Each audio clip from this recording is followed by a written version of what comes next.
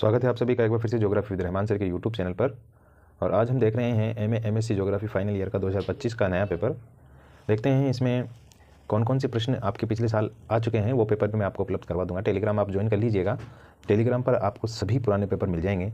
पुराने पेपर 2025 के, 2023 के, 2024, 2023, 22, 21 उन सभी के पेपर, BA MA सभी के पेपर आपको मिल जाएंगे वहाँ पर। तो वहाँ पर आप एनालिसिस कर सकते हैं अपने पेपरों का। और अब के प्रश्न मैं आपको बता ही रहा हूँ, इंपॉर्टेंट सब देख देखा के। तो देखते हैं कौन कौन से प्रश्न महत्वपूर्ण हो सकते हैं।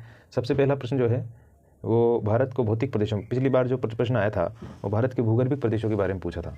भारत के जो है भूगर्भिक प्रदेशों के बारे में पूछा था। इस बार भौतिक प्रदेशों का आने का निश्चित रूप से संभावना है और किसी एक भौतिक प्रदेश का वर्णन आपसे करवाएगा। नेक्स्ट प्रश्न है, भारतीय जलवायु का वर्गीकरण कोपेन महोदय के अनुसार कीजिए। पिछली बार मानसून से संबंधित प्रश्न पूछा था, तो इस बार जो है जलवायु से संबंधित प्रश्न आने की पूरी संभावना है। सूखा या बाढ़ग्रस्त क्षेत्र प्रभावित क्षेत्रों की समस्या की समाधान प्रस्तुत करना है आपको। भारत में कौन कौन से सूखा संभावित क्षेत्र है या बाढ़ संभावित क्षेत्र है, उन सभी की पहचान करते हुए आपको बताना है कौन कौन सी समस्या होती है और उसके समाधान आप प्रस्तुत कर सकते हैं।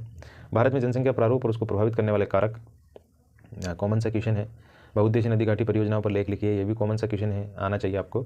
भारत में लौह अयस्क उत्पादन, वितरण, व्यापार क्षेत्रों का वर्णन कीजिए। भारत में चीनी या सीमेंट उद्योग, इन दोनों में से एक आएगा। अगर ये दोनों नहीं आएगा तो निश्चित रूप से वस्त्र उद्योग के बारे में पूछा जाएगा, सूती वस्त्र उद्योग।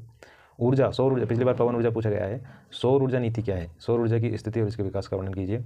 और भारत में सड़क परिवहन के बारे में समझाइए, पिछली बार जो है वायु परिवहन का पूछ लिया गया है। भारत के आर्थिक प्रदेशों का वर्णन कीजिए, पिछली बार आर्थिक असमानता आई थी।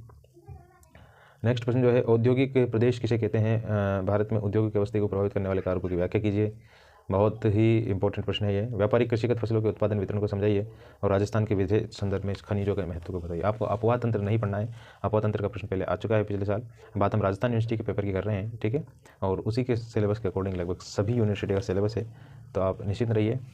जो प्रश्न आ चुके हैं आप उसको छोड़ सकते हैं। नेक्स्ट, हालांकि उससे पिछले सालों के पेपर आप उठा के देखेंगे 22-23 के, तो वहाँ से आपको प्रश्न मिल सकते हैं, लेकिन 24 के पेपर से आपके प्रश्न मिलने की संभावना कम है।